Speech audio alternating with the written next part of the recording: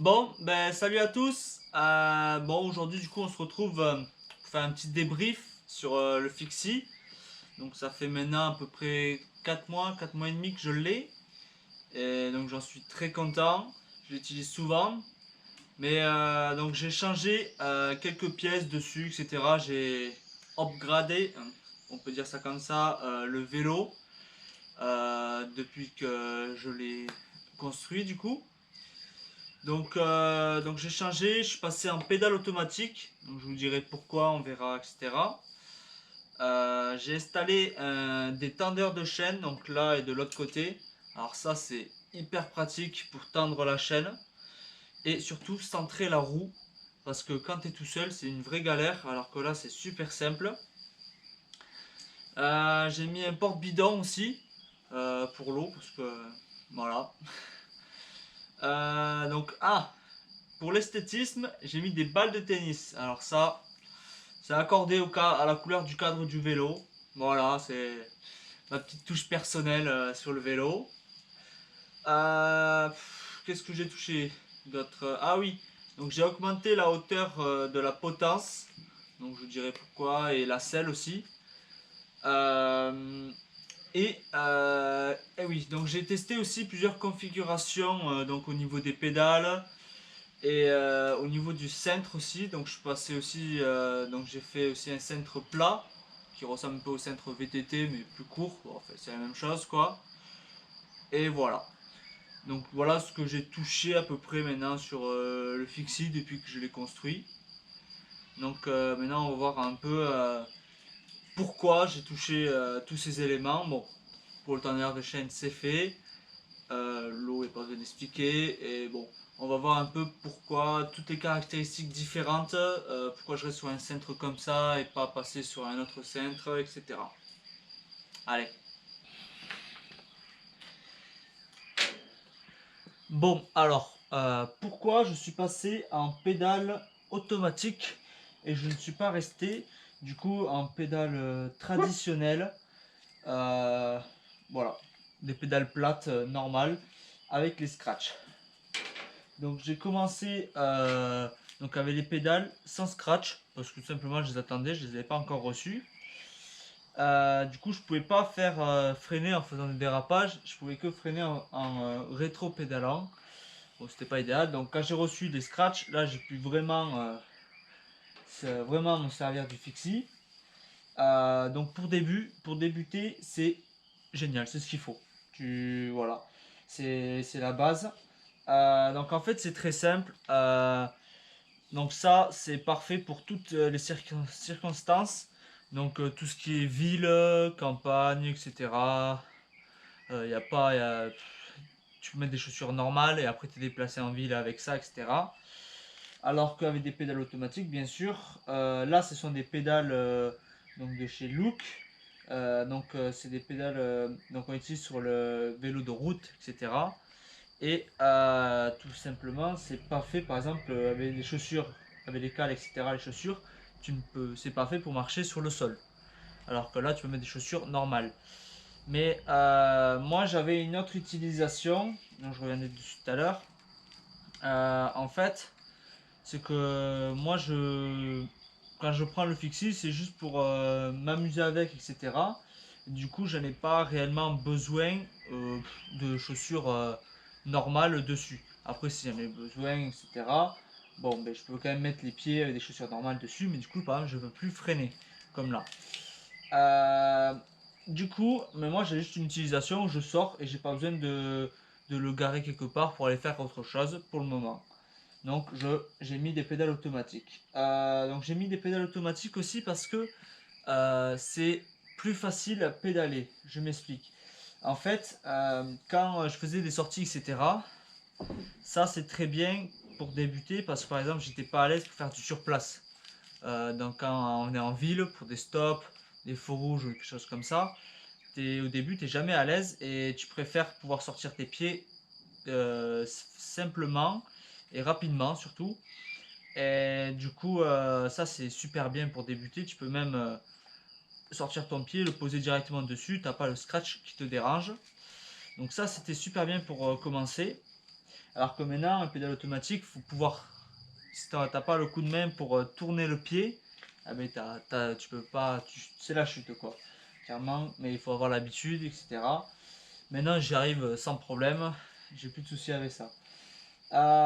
Donc, ce qui est bien aussi, donc maintenant aussi, quand je pédalais, il y a toujours un petit écart avec les chaussures de ville normales.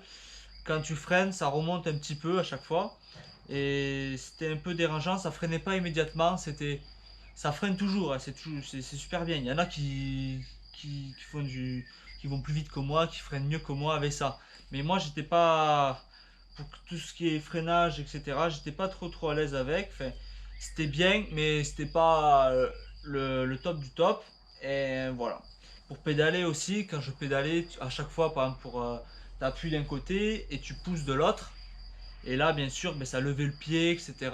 C'était pas super agréable. Alors qu'avec les pédales automatiques, ça change la vie. Là, c'est immédiat, hein. Quand tu pousses et tu lèves d'un coup avec l'autre jambe, c'est bon, c'est des pédales normales, c'est normal, c'est fait exprès. Pour freiner aussi, donc là au début j'étais pas trop à l'aise parce que si tu inclines un peu le pied, ben, tu t'éclipses, hein. Et là, quand tu freines et que tu t'éclipses, ben, soit c'est la chute, ou soit tu tombes pas mais tu maîtrises. Et s'il fallait bien que tu t'arrêtes, ben là, il y a des problèmes. Bon, tu prends vite le coup de main, tu arrives vite à garder tes pieds droits, ça se maîtrise assez simplement. Il n'y a pas de souci avec ça, hein, c'est plutôt simple. Donc voilà les raisons. Donc j'ai testé plein de pédales automatiques. Donc j'ai testé, j'ai commencé par ça. Ensuite je suis passé par des pédales automatiques de VTT, donc les Shimano. Où là c'était bien aussi. Par exemple la différence avec ça, c'est que tu peux mettre des chaussures où tu peux marcher avec. Donc souvent par exemple c'est les livreurs comme Uber Eats, Deliveroo, etc. Ils ont ça. Parce que comme j'ai expliqué tout à l'heure, les pédales automatiques c'est plus facile pour pédaler, etc., pour freiner. Et donc là, pour tout ce qui est les pédales automatiques Shimano, eh ben, tu peux marcher. C'est des chaussures avec des cales où tu peux marcher, alors qu'avec celle-là, les pédales de Look, ben, tu peux pas. C'est que pour faire du vélo et tu peux, mais tu abîmes très vite les cales et après elles sont foutues. Alors si tu dois en racheter toutes les semaines, il faut avoir un sacré budget quoi. Euh, et sinon après j'avais testé une autre paire de cales.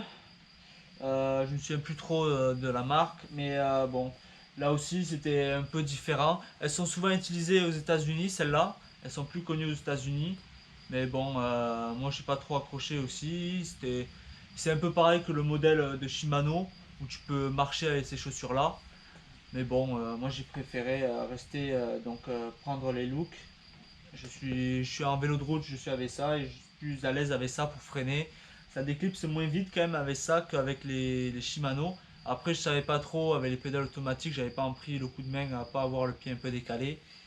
Mais bon, c'est vrai que je préfère quand même ces pédales là. Donc voilà les raisons principales pourquoi je suis passé avec ça. Alors après, tu choisis tes pédales donc en fonction de ces critères là aussi, mais aussi en fonction de comment tu utilises ton fixie. Si c'est donc de la ville, ça sera plutôt plus facile avec ça pour des chaussures normales de ville, etc. Ou alors si tu fais des sorties, des grandes sorties comme moi je fais des fois pour me faire plaisir, des 30-40 km, un petit circuit, pas dans la ville, dans la campagne, etc. C'est préférable d'avoir ça. Quand tu fais des longues distances en fixie, c'est préférable avec des pédales automatiques parce que sinon ça c'est pas agréable. Et en fonction de ton braquet aussi, mais ça je vais voir, je vous explique ça après. Bon voilà. Et bien sûr, en fonction aussi de, donc il y a différentes utilisations. Par exemple, il y en a qui servent aussi des fixie pour faire des figures. Tout ce qui est roue arrière. Et on peut faire plein de choses avec un fixie. Sur YouTube, il y a plein de vidéos qui le montrent. Et donc là, donc tout ça aussi, c'est relié bien sûr au braquet qu'il y a. Et donc là, pour tous ceux qui veulent faire des figures, s'amuser avec, pas rouler, mais plutôt faire un peu du freestyle, des trucs comme ça, c'est sûr que ces pédales là, c'est essentiel. Tu peux pas faire vraiment des figures avec des pédales automatiques. Bon, ben, maintenant je vais vous expliquer aussi le braquet, pour ceux qui connaissent pas trop. Pourquoi, du coup, euh, quels sont les braquets idéaux, surtout pour telle situation, en ville, à la campagne, pour les boss, etc. Je vous explique tout ça avec un petit graphique, etc. qui vous montre tout. Bon, alors, donc on se retrouve sur donc du coup un calculateur de ratio. Alors en fait, c'est plutôt simple. Donc vous mettez le nombre de dents de votre plateau qui est là, hop. Donc moi c'est un 44 dents. Le nombre de dents pour votre pignon. Vous renseignez aussi la taille de votre roue. Voilà, c'est le seul caractéristique importante. Après le reste, bon, ça sert à rien. Donc là, vous voyez que moi, par exemple, mon pneu arrière, tout ce qui est en rouge là, c'est les zones de frottement. Voilà, donc c'est hyper important parce que si vous avez peu, par exemple, hop, là, vous en avez qu'un seul, je crois. Et du coup, eh ben, il y aura que cette zone là qui sera tout simplement abîmée. Et donc, du coup, c'est pas ouf. Voilà. Parce que cette zone-là sera abîmée et alors après vous devez changer, vous devez tout le temps tourner, décaler le pneu alors que là vraiment la zone de frottement elle est homogène, elle est un peu partout étalée donc c'est parfait. Donc ça 44 dents 15 dents donc ça c'est ce que j'ai donc ça me fait un ratio de 2,93. C'est voilà, ça s'appelle comme ça un ratio. Pour une vitesse en gros 19. Bon voilà, c'est en fonction de ces trucs là qu'on va évaluer ça. Donc là, donc vous voyez exactement, c'est un tableau. Donc là avec le nombre de dents de votre plateau et là le nombre de dents avec votre pignon. Donc moi je suis là, hop, et là c'est tout ce qui y ressemble. Donc par exemple si vous avez un plateau de 41 dents, hop, il vous faudra un pignon de 14 dents pour être au même ratio que moi. Et ainsi de suite. Donc voilà, donc ça bouge à chaque fois. Donc, je vous explique. Alors moi, j'ai un ratio donc 2,93. Il faut forcer. C'est pas compliqué. Là, vous avez pas trop. Donc moi, pour le plat, ça va. Je peux 30, 35. 35, ça mouline un petit peu, mais ça va.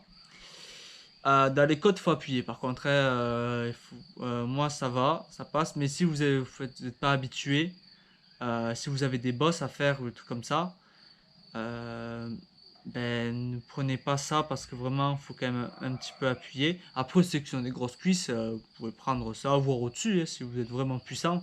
Mais c'est vrai que dans les bosses, ça fait mal quand même. Si vous êtes pas prêt, voilà. Euh, donc, pour ceux qui sont par exemple en ville, quand c'est tout plat, ce que j'ai, moi, c'est pas mal. Là, c'est pas mal. Vous pouvez faire dans les relances, donc au stop et au feu rouge, etc. C'est bien. Alors après, si vous êtes un peu plus fort, vous pouvez monter au-dessus. Mais bon, voilà. Moi, je pense que ça, c'est très bien. Pour tout ce qui est dans le plat, etc. Si vous êtes comme moi, un peu de plat, tout ce qui est boss, etc., un peu vallonné des sorties, etc.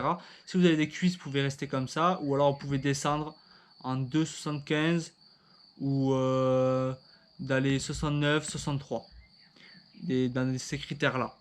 Pour si vous n'êtes pas trop encore habitué, il faut que si vous voulez pas trop forcer si vous avez des côtes et des trucs comme ça, voilà. Mais sinon, moi je trouve que c'est plutôt un bon ratio ce que j'ai, mais il faut avoir des cuisses quoi. Dès que vous faites la moindre montée, encore les faux plats ça va, il n'y a pas trop de soucis, mais dès que ça monte un petit peu, il faut quand même appuyer.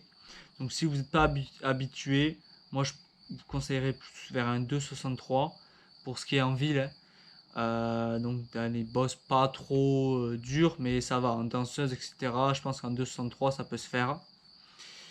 Mais après, il faut savoir que dans les descentes, si vous n'avez pas de frein comme moi sur le fixie, ben vous allez mouliner plus vite et du coup pour aller moins vite dans les descentes, hein. Ça c'est une évidence. Pour ceux qui veulent faire du coup dans tout ce qui est freestyle, roue arrière, etc. Moi je vous conseille vraiment d'aller plutôt dans des chemins vers les 44, ouais. Dans les 2,44, euh, 39, des trucs comme ça peut être pas mal. Mais après, c'est à vous de voir. Franchement, pour tout ce qui est, c'est à vous de voir en fonction de votre condition physique, le poids que vous faites, comment vous avancez à vélo, etc. Ça va à tâtons. Vous prenez et vous essayez. Voilà, il n'y a pas le choix.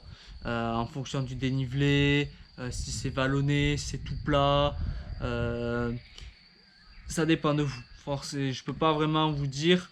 Moi, que pour du plat, des personnes normales, etc., ça peut aller que du plat, pour moi, dans ce même ratio-là. Si vous êtes un peu plus fort, si vous faites déjà du vélo, un truc comme ça, vous pouvez passer au-dessus en 3, 7, 14, des trucs comme ça.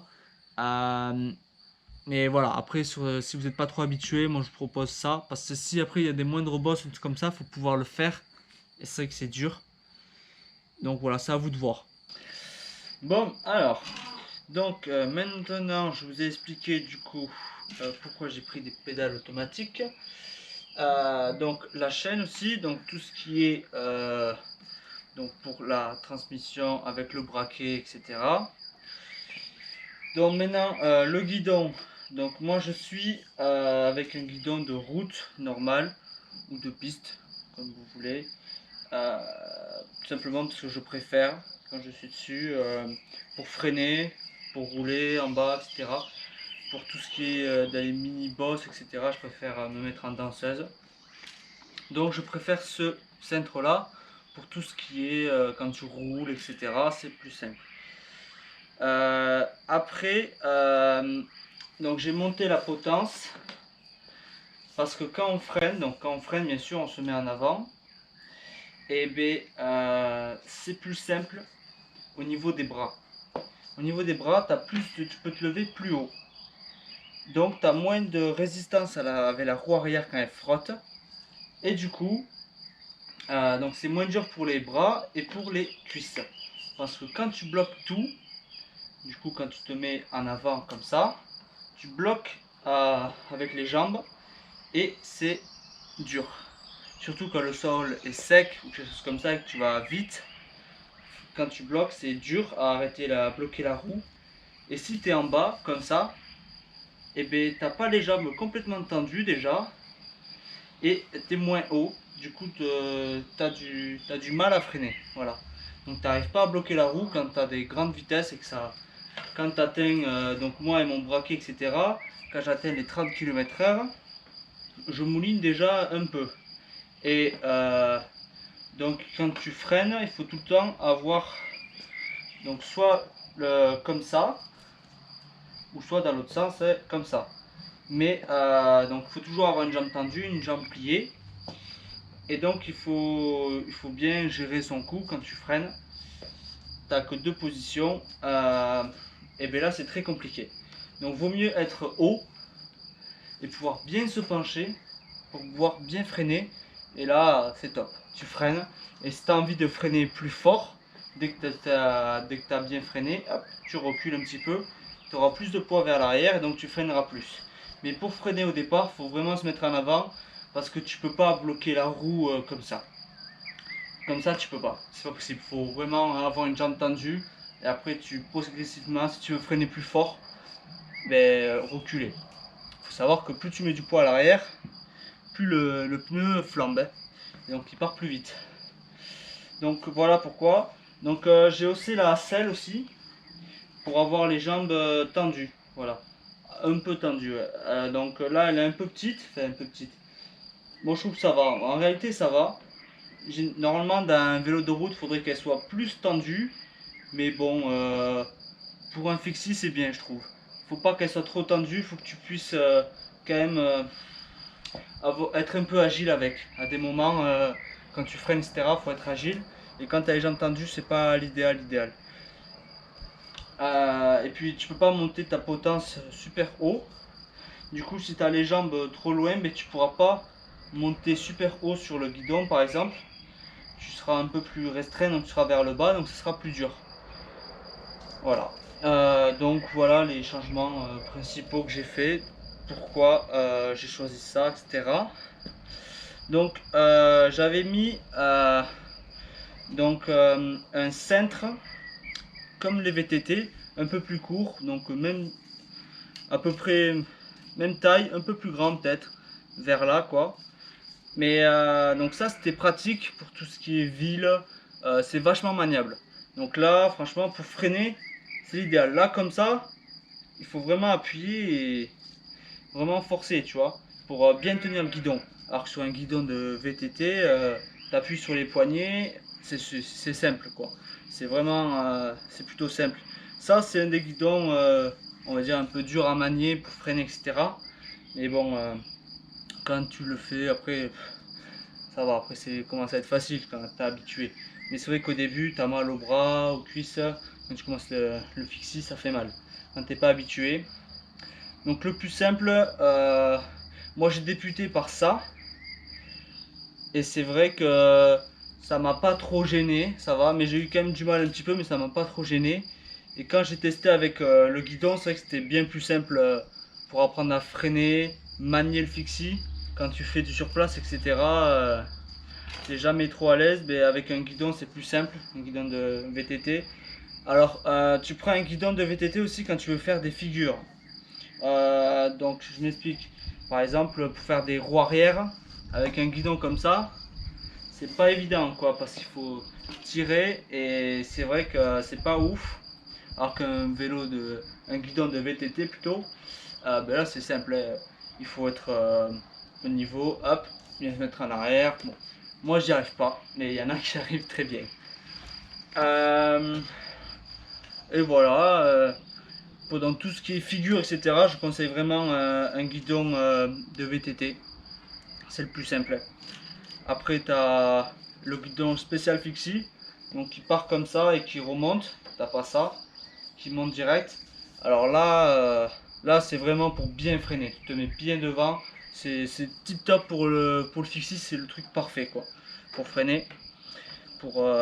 Mais bon, moi je l'ai pas. Bon, ce guidon me convient très bien, donc je le garde. Et voilà. Donc je fais un peu le tour de tout ce qu'il faut sur un fixie. Aussi, ah oui, quand tu as un guidon de VTT, moi j'ai pas un cadre spécial fixie. Voilà, donc ça fait fixie, etc. Mais un cadre spécial fixie, il peut tourner la roue entièrement. Là par exemple, quand tu as un guidon de VTT, la potence ne penche pas, donc tu peux faire le tour comme ça. Et ça c'est plus espacé, donc la roue peut faire le tour entier, tu peux faire tourner le guidon. Ça c'est plutôt joli à faire, pas mal, mais bon, moi je peux pas, du coup j'ai pas le vélo adapté, mais il me va très bien. Donc voilà, j'ai fait le tour, un peu de tout ce que j'ai refait, j'ai appris mon expérience dessus, etc. Peut-être que maintenant je vais me lancer, je sais pas encore trop, des petits défis avec le fixie, des grandes sorties ou quelque chose comme ça, je sais pas encore. Donc voilà, donc dis-moi en commentaire aussi ce que vous en pensez, si vous avez un fixie, qu'est-ce que vous avez monté par exemple là, tout ce qui est en 3, en gain, etc. Quel plateau vous avez mis? Moi je crois que c'est du 42, alors à l'arrière c'est du 15. Donc voilà, donc dites-moi. Et voilà, donc merci en tous les cas. Donc merci d'avoir regardé la vidéo et n'hésitez pas à vous abonner.